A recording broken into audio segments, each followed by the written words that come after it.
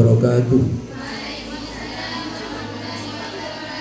Bismillah walhamdulillah wassalatu wassalamu ala rasulillah Sayyidina Muhammad ibni Abdullah wa ala alihi wa sahbihi wa mawala wa la hawla wa la quwwata illa billah, amma ba'd. Yang terhormat Bapak dan Ibu Kepala SMP dan SMA Sabiul Ihsan, semua Dewan Guru, Dewan Pengasuh Pondok Pesantren Sabiul Ihsan, para santriwan santriwati SMP dan SMA Sabiul Ihsan yang saya banggakan. Pertama, mari kita bersyukur kepada Allah Subhanahu wa taala atas limpahan rahmahnya, sehingga dengan rahmah dari Allah pada pagi hari ini kita bersama seluruh keluarga besar Pondok Pesantren Sabiul Ihsan TC Timur Pamekasan dengan segala perangkatnya bisa melaksanakan peringatan Hari Santri tanggal 20 Oktober tahun 2024. Anak-anak sekalian yang saya banggakan, Hari Santri ini lahir berdasarkan keputusan pemerintah yang menetapkan tanggal 22 Oktober ini sebagai Hari Santri. Yang pegang buku sambil dicatat supaya tahu mengapa ada Hari Santri. Dulu ketika Bung Karno dan Bung Hatta memproklamirkan kemerdekaan Indonesia tanggal 17 Agustus 1945, setelah itu Indonesia merdeka. Apakah Belanda lantas menyerah dan pulang? Tidak. Bahkan Belanda mau kembali lagi ke Indonesia membonceng tentara sekutu, yakni tentara Nika dari Inggris, Perancis, dan Amerika, dan mengancam bahwa Belanda akan tetap menguasai negara Republik Indonesia. Bung Karno dan Bung Hatta waktu itu galau. Ada remaja munpas deki beletek membonceng tentara sekutu abadi boleh ke Indonesia. Tentunya secara hitungan pasukan, peralatan, perlengkapan perang sangat jauh antara masyarakat Indonesia dengan tentara penjajah. Dalam kegalauan itu Bung Karno menghadap Hadratus Syekh Kiai Haji Hasyim Asy'ari, pendiri Nahdlatul Ulama. Sudah itu Kiai Hasyim Asy'ari mengundang ulama-ulama kiai-kiai se-Jawa dan Madura mengadakan pertemuan di Surabaya. Pertemuan itu melahirkan suatu keputusan yang diberi nama Resolusi Jihad. Resolusi Jihad isinya bahwa kemerdekaan Republik Indonesia yang telah diproklamirkan oleh Bung Karno dan Bung Hatta tanggal 17 Agustus 1945 wajib dipertahankan. Wajib dipertahankan. Itu isi resolusi jihad nomor 1. Nomor 2, masyarakat Islam yang ada di wilayah sekitar 94 km dari kota Surabaya fardhu ain untuk berperang melawan Belanda. Berperang melawan dalam rangka mempertahankan kemerdekaan negara Republik Indonesia. Di fardhu ain artinya fardhu ain ini suatu kewajiban yang harus dilaksanakan oleh setiap warga negara. Kalau tidak berdosa. Yang ketiga, warga negara Indonesia yang berada di luar jarak 94 km dari Surabaya fardhu ain untuk memberikan bantuan. Memberikan bantuan yang di dalam jarak 94 fardhu ain untuk berperang melawan Belanda dan tentara sekutu. Warga yang berada di luar 94 km fardhu ain untuk bantu peperangan itu. Yang keempat, warga negara yang mati dalam peperangan itu dihukumi mati syahid, syahid dunia akhirat. Jadi statusnya sama dengan mati dalam sabilillah, dianggap mati dalam sabilillah sehingga mati syahid. Nah, itu diantara isi resolusi jihad. Berdasarkan resolusi jihad dari PBNU yang dimotori oleh Hadratus Syekh Kiai Hasyim Asy'ari itu bangkit semangat arek-arek Surabaya, pemuda-pemuda Surabaya. Maka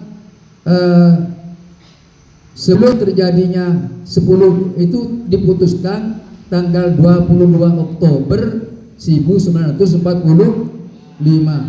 Resolusi jihad itu diputuskan tanggal 22 Oktober 1945. Sesudah keluarnya resolusi jihad, pasukan Sekutu dan Belanda mengancam seluruh warga Surabaya harus meletakkan senjata dan menyerahkan senjatanya kepada tentara Sekutu. Nikah namanya, harus menyerahkan senjatanya. Kalau tidak, maka Surabaya akan dibumi hanguskan, akan diluluh lantakkan Surabaya itu. Apakah masyarakat takut dengan ancaman itu? Tidak, tidak takut. Bahkan Jenderal Malabi yang memimpin pasukan Sekutu dari Inggris dibunuh oleh masyarakat Surabaya. Tidak takut kepada ancaman bahwa Surabaya akan dibumi hanguskan, tidak takut sama sekali, karena sudah disuntik dengan resolusi ya, bahwa kemerdekaan negara Indonesia harus jadi fardu ain, dipertahankan. Berperang melawan Belanda juga fardu ain. Mati dalam peperangan itu dihukumi mati syahid. Itu betapa berperannya resolusi jihad itu. Nah, tanggal 10 November maju tentara Belanda dan tentara Sekutu dengan bom, tank dan lain sebagainya. Apa takut pemuda-pemuda Surabaya? Tidak takut.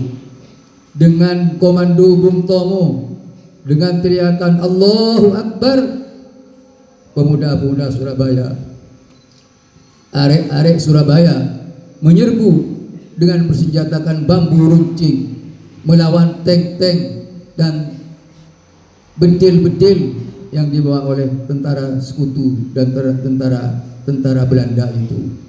Bahkan akhirnya komandan dari pasukan Sekutu itu terbunuh, dan ada seorang santri yang namanya saya lupa dari Madura, itu santri Teguireng, itu naik, yang ketika itu tiang bendera di situ itu yang berkibar bendera warna 3, hitam, merah dan merah, putih dan biru. Itu dinaiki oleh santri itu, naik, disobek, warna birunya diturunkan sehingga tinggal bendera merah seperti yang ada sekarang ini. Itu merupakan efek positif dari adanya resolusi jihad, sehingga masyarakat Islam area Surabaya yang ada di sekitar dan yang ada di sekitarnya tidak takut menghadapi kematian. Dan ternyata memang banyak korban pahlawan yang terjadi pada saat itu, di samping juga banyak korbannya dari tentara Sekutu dan tentara Belanda, sehingga dikubur di situ itu, sehingga itu dibuat semacam tugu pahlawan.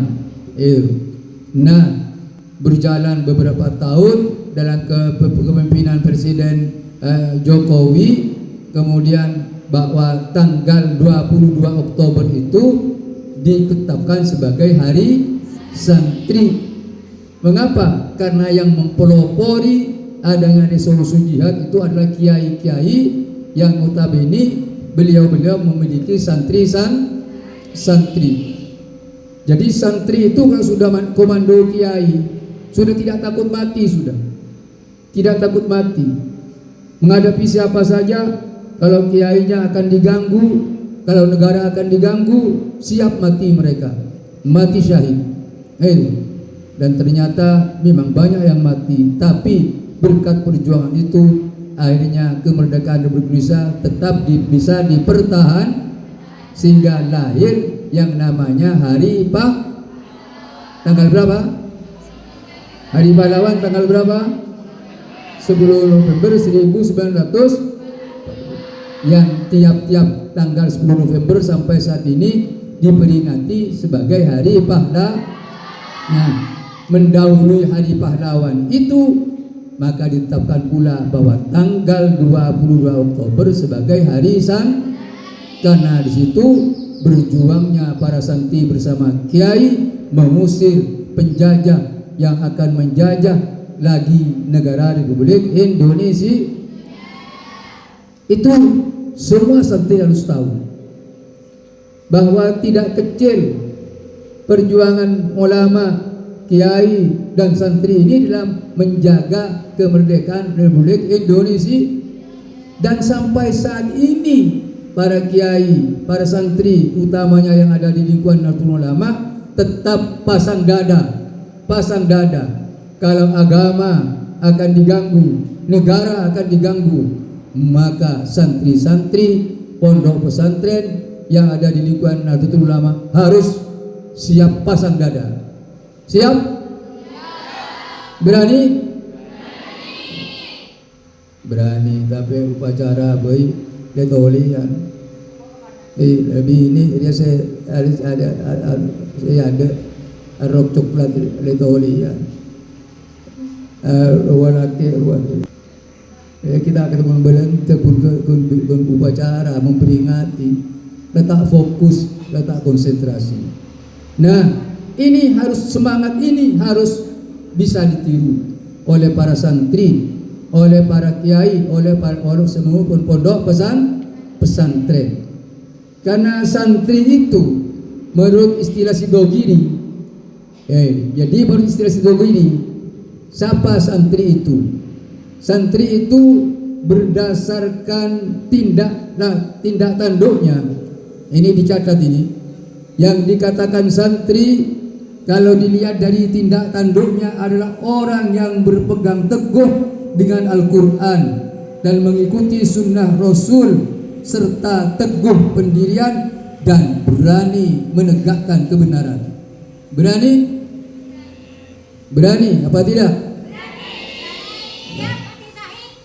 Siap. Jadi santri itu berdasarkan tindak tanduknya adalah orang yang berpegang teguh kepada Al-Quran dan mengikuti sunnah Rasul serta teguh pendirian dalam rangka membela kebenaran. Ini adalah arti dengan bersandar sejarah dan kenyataan yang tidak dapat diganti dan diubah selama-lamanya. Artinya seterusnya sampai kiamat santri itu harus punya sikap seperti itu. Jadi berpegang teguh dengan Al-Quran, mengikuti sunnah Rasul, teguh pendirian dan berani membela kebenaran. Itu. Dan Allah yang Maha Tahu tentang kebenaran yang sebenarnya. Menurut Syekhuna Kiai Haji Maimun Zubair rahmatullah alaih yang wafat di Mekah beberapa tahun yang lalu. Jadi jangan hanya rame-rame hari santri. Artinya cekul merameh memperingati hari santri, upacara, nyanyi, begini. Jangan hanya rame-rame, tapi bangunlah sifat-sifat kesantrian. Bangunlah sifat-sifat apa kata Kiai Maimun Zubair? Alamati santri iku opo. Saya baca aslinya ini supaya dikira saya ngarang-ngarang nanti. Ini aslinya. Alamati santri iku opo. Tatengara santri nikah pun apa? Ayat depan itu yang alamati santri iku opo, tatenger santri jadi apa? Terus lagi alamati santri iku ngaji. Jadi tatenger santri nomor situ ngaji. Jadi mau nanya mas santri kau tuh rajin ngaji, rajin ngaji. Mun males sih ngaji beni santri nyaman. Sentre. Jadi alamat tatenger santri nomor situ ngaji. Lah zaman iki Jabuna ke Maimun wong ngaji iku wis entek. Zaman setia dia orang ngaji ya lah banyak tada, lah banyak sengkah nak kana se ngaji ya. Ini Jabuna ke Maimun Zubair dia. Jadi sing akeh podo sekolah sebanyak guna sekolah melolo ipendenan etembang sigur nganggur pendenan dah. Tapi lebih bagus nyantre rajin ngaji cuk itu golek gelar sarjana. Kapan wong ngaji iku ente bila orang ngaji jadi tada teguna kemaiun. Wong ngaji bakal ente, orang ngaji bakal tada, yen Al-Quran ora dianggap ilmu. Mun Al-Quran segala dianggap sebagai ilmu. Padahal pangkal ilmu itu adalah jadi mun orang yang anggap Al-Quran dia benih ilmu, langsung kasih ngaji Al-Quran, langsung kasih ngaji ilmu agama, maka berarti santri itu sudah habis. Karena cirinya santri kau tuh rajin ngaji itu. Mung dianggap wacana lan semaan tok. Al-Quran cuma dianggap sebagai bacaan ben semaan meloloh. Ini ngaji meloloh. Sudah tidak dibaca, difahami, dikaji Al-Quran itu tidak. Terus seterusnya Syukron Makmun ada santri harus selalu mengingat pesan Al-Quran. Santri dia harus selalu ngingatin pesan Al-Quran. Apa? Asa antakruhu syai'an wa huwa khairul lakum wa asa antuhibbu syai'an wa huwa syarrul lakum. Ami-ami benjeriyah sengkah tak lebur ke situng perkara, tapi situng perkara aja bagus gaben kepi. Ami-ami benjeriyah lebur dan ke situ masalah, tapi situ masalah dia coba dan gaben kepi. Artinya kita nganggep muntuk ngaji kitab, ngaji Al-Quran tak lebur karena nafsu, padahal itu yang baik untuk dunia dan akhirat. Selebur setia apa? Wah, hadis kuan, buat kebutan, cuma ngaji umum melolo. Selebur itu, padahal kadang-kadang yang seperti itu jelek untuk dunia dan santri kau tu bisa seimbang ilmu agama dan ilmu akhirat. Ilmu akhirat itu sebiasa eka sengkain, eka malesin di pikiran di hati. Ngaji sengkah, berjemaah sengkah, ibadah sengkah, tahajud sengkah, al-duha sengkah, berjemaah sengkah. Kenapa? Pola itu perbuatan khuffatil jannatu bil makarih wa huffatun naru bisyawat. Sapo en soal kejaban bareng stika cocokin nafsu. Ngaji cocok tak cocok nafsu. Ngaji itu nafsu cocok aja. Hebat pun cocok. Berjemaah cocok nafsu apa aja. Tak cocok. Kenapa jalan ke surga? Hufatil jannatu bil makarih. Siapa yang surga itu barang-barang setia kecocokin nafsu.